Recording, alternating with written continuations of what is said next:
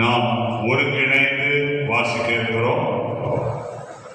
முதலாவது நம்முடைய பழைய ஏற்பாட்டு பகுதியில் ஆதியாகமம் 8ஆம் அதிகாரம் 1-2 இந்த 2 வசனங்களை முதல்ல நம்ம வாசிக்க இருக்கிறோம். Genesis chapter 8 verses 1 and 2.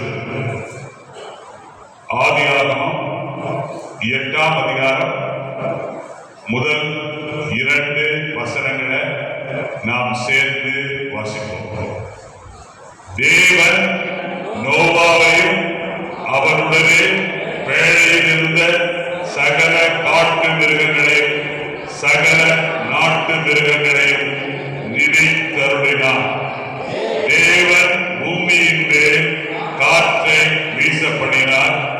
அப்பொழுது ஜலம் அமர்ந்தது. ஆழத்தின் ஊற்று கண்களும் வானத்தின் மதகுகளும் அடைப்பட்டன. வானத்து மழையும் நின்று போயிற்று. அடுத்தபடியாக 1 சாமுவேல் 1ஆம் அதிகாரம்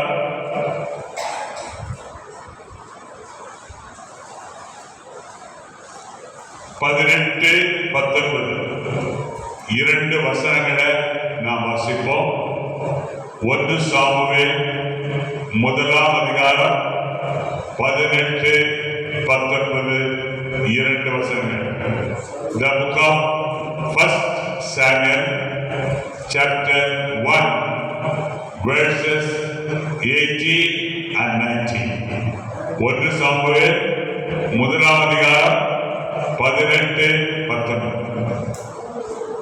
அப்பொழுது அவள் உம்முடைய அடியானுக்கு உம்முடைய கண்களிலே தயை கிடைக்க கடவுள் என்றார். பின்பு அந்த ஸ்திரீ புறப்பட்டு போய் போஜனம் செய்தார். அப்புறம் அவள் துக்கமுகமாயிருக்கவில்லை. அவர்கள் அதிகாலையில் எழுந்து கர்த்தரை பணிந்து கொண்டு ராமாவில் இருக்கிற தங்கள் வீட்டுக்கு திரும்பி போனார்கள். எல்கானா தன் மனைவியாகிய அன்னாளை அறிந்தார். கர்த்தர் அவளை நினைத்தருளினார். ஆமென். உட்காருங்கள்.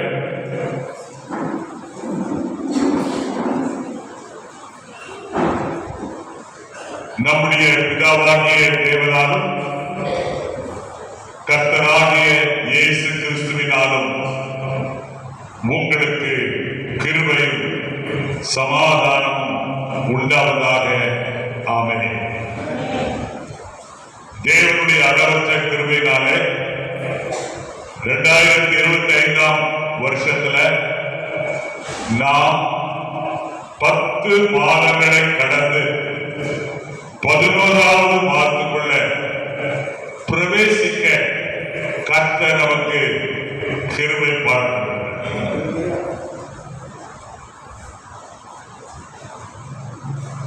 அது மாத்திரமல்ல, இந்த நவம்பர் மாதத்துல ஒரு நாளை நாம் கடந்து 2வது நாளுக்குள்ளே நாம் பிரவேசித்திருக்கிறோம். இதுவும் ஆண்டவர் நம்மை பாராட்டின கிருபை. இந்த நாளிலே கர்த்தர் நம்மோடு கூட பேசுகிறார். ஆண்டவர் நம்மோடு கூட பேசுகிறார். தேவன் நம்மோடு கூட பேசுகிறார். What God is telling. கர்த்தர் நமக்கு என்ன பேசுகிறார்? வசனத்தில் வாசிக்கிறோம். ஆதியாகமம் 8ஆம் அதிகாரம் முதல் வசனத்தில் நாம் பார்க்கிறோம். தேவன் நோவாவையும் அவனுடனே பேழையில் இருந்த சகல காட்டு மிருகங்களையும் சகல நாட்டு மிருகங்களையும்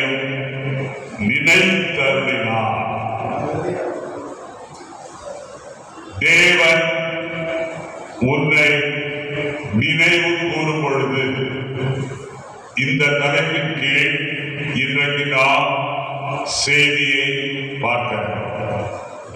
தேவன் நம்மை நினைவு கூறும்பொழுது, when God remembers you,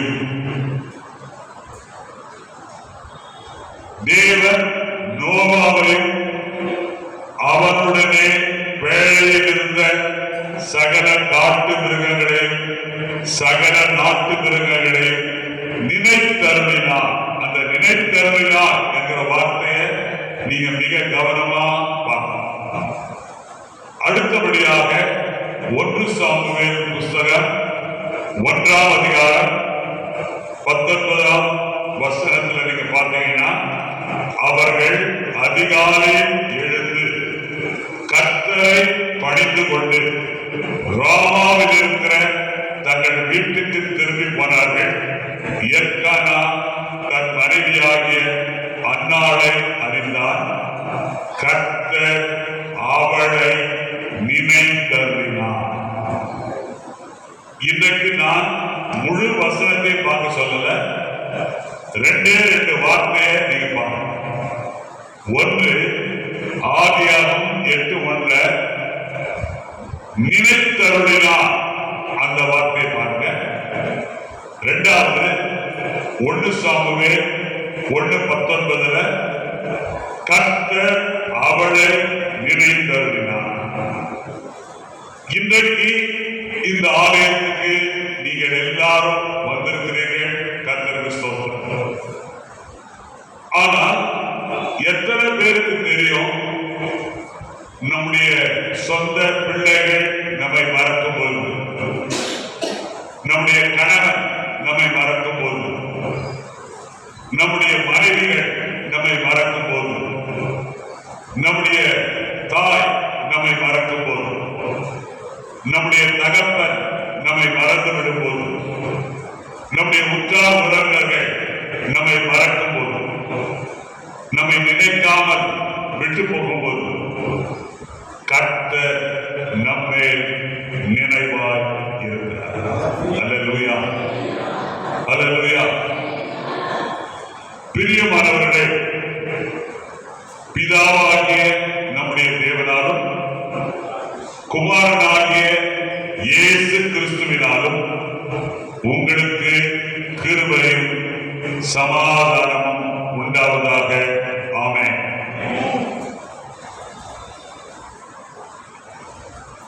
நம்முடைய பரிசுத்த வேதாகமத்தில் ஒருவரை தேவன் நினைத்தருளும் பொழுது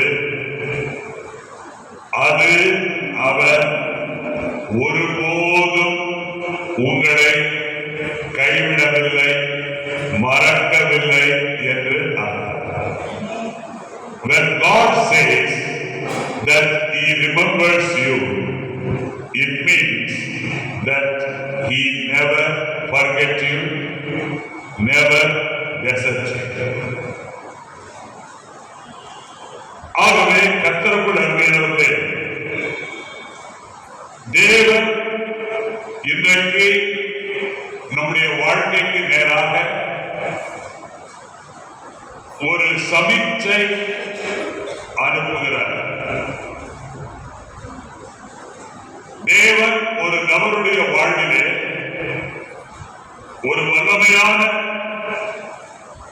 ஆழமான ஒரு செய்தியை சொல்லுகிறார். என்னவென்றால், தேவன் உன்னை நினைவு கூறுகிறார்.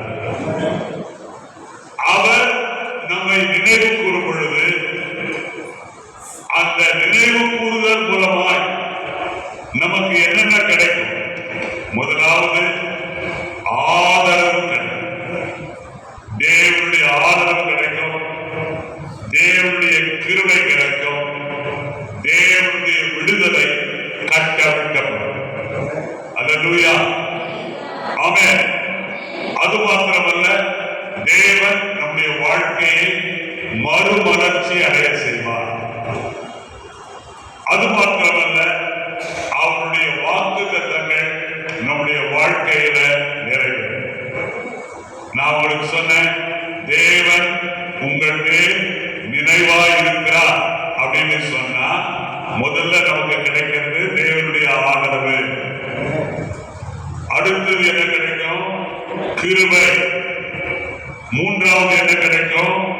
விடுதலை.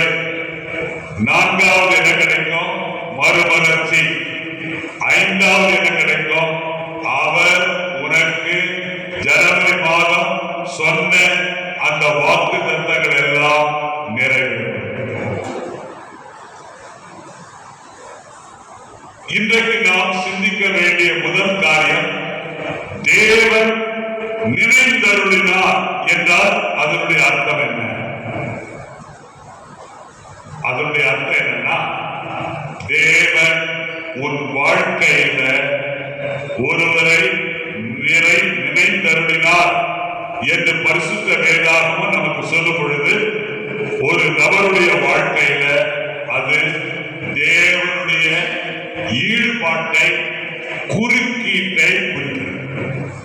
தேவன் உன் வாழ்க்கையில குறுக்கிடுகிறார், தேவன் உன்னுடைய வாழ்க்கையில ஈடுபடுகிறார் என்று அர்த்தம்.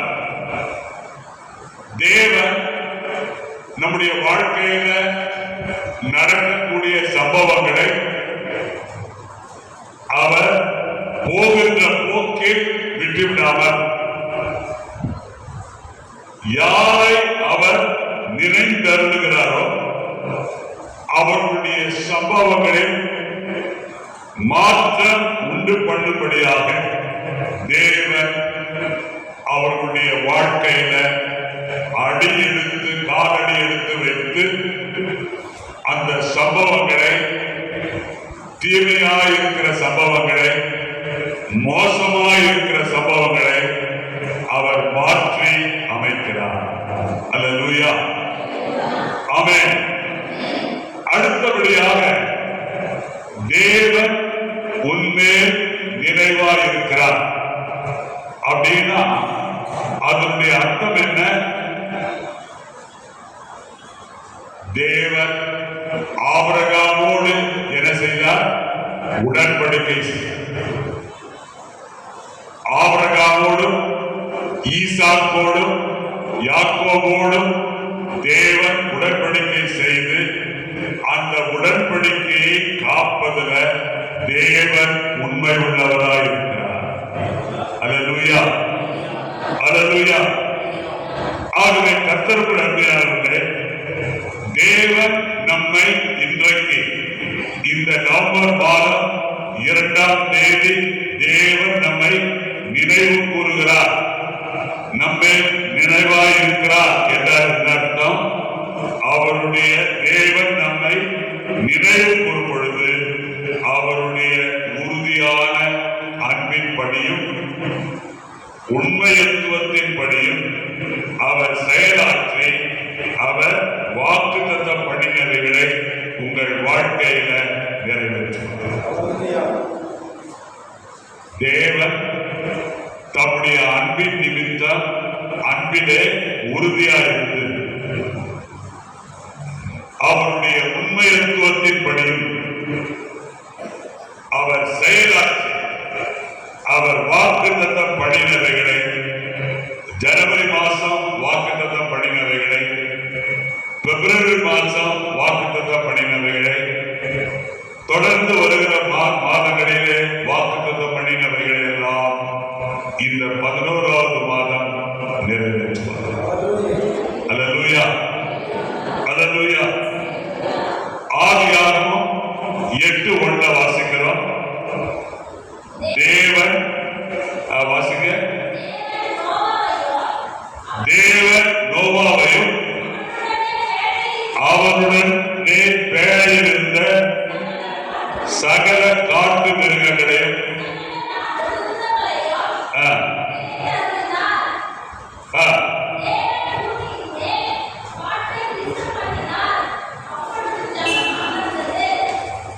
கர்த்தருக்குள் அன்பானவர்களே, தேவன் நோவாவையும் அப்படின்னா நோவா மனைவி 6 பிள்ளைகள், 3 பிள்ளைகள், 3 பிள்ளைகளுடைய மனைவிமார்கள் எல்லாம் சேர்த்து மொத்தம் 8 பேர்.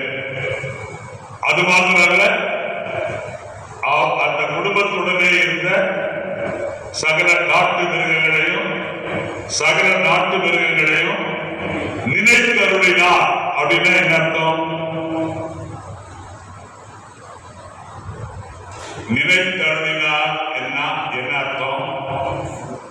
நோவாவுடைய வாழ்க்கையில, நோவாவுடைய மனைவியுடைய வாழ்க்கையில, நோவாவுடைய 3 பிள்ளைகளுடைய வாழ்க்கையில, நோவாவுடைய 3 மருமக்களுடைய வாழ்க்கையில, அது மாத்திரல்ல அந்த பிழைக்குள்ளே இருந்த காட்டு மிருகங்களின் வாழ்க்கையில, நாட்டு மிருகங்களுடைய வாழ்க்கையில, ஊரும் பிராணிகளுடைய வாழ்க்கையில, பறவைகளுடைய வாழ்க்கையில கர்த்தர் ஒரு புதிய சகாப்தத்தை தொடங்கிவிட்டார். அல்லேலூயா. A new beginning, ஒரு புதிய ஆரம்பத்தை கர்த்தர் துவங்கிவிட்டார் அப்படின்னு அர்த்தம். அல்லேலூயா. கர்த்தருக்கு அருமையானவர்களே, நம்முடைய பரிசுத்த வேதாகமத்தை பாருங்க. அதுல நம்ம பார்க்கிறோம், நோவாவும் அவருடைய குடும்பத்தை சேர்ந்த மற்ற 7 பேரும் பேழைக்குள்ள இருந்தாங்க. பேழையை சுற்றிலும் ஜலம், தண்ணீர். எத்தனை நாட்கள்? 150 நாட்கள். எத்தனை நாட்கள்? 150 நாட்கள் வெள்ளத்தின் தண்ணீர்கள் அந்த பேழையை சுற்றிலும் இருந்தது. நோவாவும் அவனுடைய குடும்பத்தாரும் தினந்தோறும் ஜன்னலை திறந்து பார்க்கும்போது அவங்களுக்கு என்ன தோன்றுகிறது? இந்த நிலைமைக்கு ஒரு முடிவே இல்லாதது போல் தோன்றுகிறது. என்று தீரும் இந்த கஷ்டம் இந்த லோக மண்ணிலே அப்படின்னு மலையாளத்தில் ஒரு பாட்டு. ஆகினால நோவாவும் அவனுடைய குடும்பத்தாரும் பேழையில் இருக்கிற ஜன்னலை திறந்து டெய்லி பார்ப்பாங்க. பார்த்தா பேழையை சுற்றிலும் தண்ணீர். அவங்க யோசனை பண்ணியிருப்பாங்க, இதுதான் எங்களுடைய வாழ்க்கையா? தினந்தோறும் நாங்க பேழைக்குள்ளவே அடைஞ்சிருக்கிறோம், எங்களை சுத்திலும் தண்ணி இருக்குது, இப்படியே எங்களுடைய வாழ்நாள் எல்லாம் அப்படியே கடந்து போயிடுமா அப்படின்னு யோசிக்கிறாங்க. கர்த்தருடைய பார்வையில, நோவாவுடைய பார்வையில, நோவாவுடைய மனைவியுடைய பார்வையில, நோவாவுடைய குமாரனுடைய பார்வையில, மருமக்களுடைய பார்வையில முடிவு இல்லை, ஒரு முடிவும் இல்லாதது போல் தோன்றுகிறது. ஒரு முடிவும் இல்லாதது போல். அந்த வேளையில் தான் கர்த்தர் நோவாவை நினைத்தருளினார். அல்லேலூயா. ஆமென். நினைத்தருளினார் என்ன அர்த்தம்? அந்த ஜல பிரளயத்திலிருந்து அவர்களை வெளியே கொண்டு வரக்கூடிய செயல்முறையை துவங்கினார். அந்த ஜல பிரளயத்திலிருந்து அவர்களை வெளியே கொண்டு வரக்கூடிய செயல்முறையை கர்த்தர் துவங்கினார். நோவா ஜல பிரளயத்தில் இருந்த வண்ணமாக இன்றைக்கு இந்த ஆலயத்தில் உட்கார்ந்து இருக்கிற நீங்கள் உங்களுடைய வாழ்க்கையில கஷ்டங்கள், சிரமங்கள், சவால்கள் நம்மை சூழ்ந்திருப்பதை நாம் உணரக்கூடிய நேரங்கள் உண்டு. அல்லேலூயா. ஆனால் தேவன் உன்னை நினைந்திருக்கும் பொழுது இந்த தண்ணீரை கர்த்தர் வற்றி போக பண்ணக்கூடிய காற்றை கர்த்தர் என்ன பண்ணாரு? கர்த்தர் என்ன பண்ணாரு? பூமியின் மேல காற்றை வீச பண்ணின போது கொந்தளித்துக் கொண்டிருந்த ஜலம் அமர்ந்தது போல இன்றைக்கு கர்த்தர் பரிசுத்த ஆவியானவர் என்கிற காற்றை உன்னுடைய பிரச்சனையின் மேல், உன்னுடைய கஷ்டத்தின் மேல், உன்னுடைய வேதனையின் மேல், உன்னுடைய வருத்தத்தின் மேல் கர்த்தர் வீச பண்ணுவார். அல்லேலூயா, அல்லேலூயா, ஆமென். அது மாத்திரமல்ல, கர்த்தர் வீச பண்ணி பிரச்சனைகளை அமர பண்ணுகிற கர்த்தர் மாத்திரமல்ல,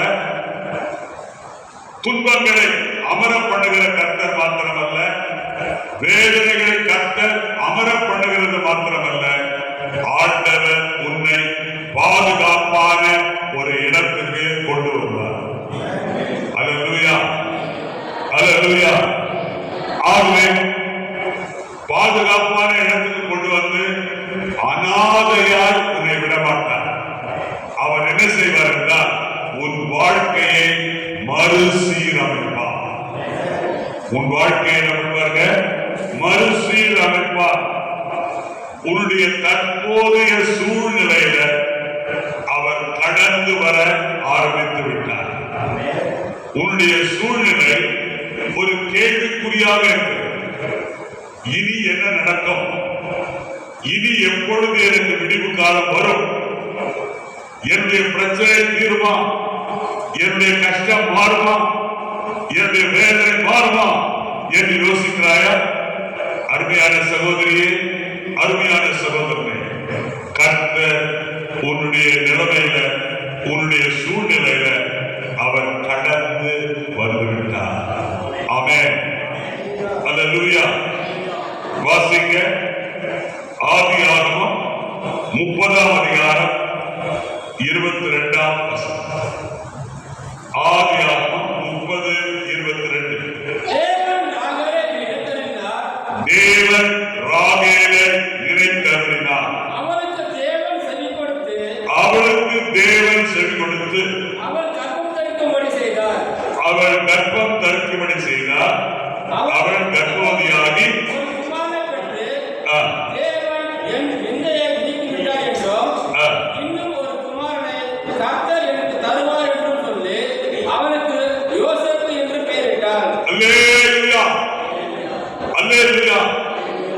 கர்த்தர் ராகேலை நினைத்தருளினார்.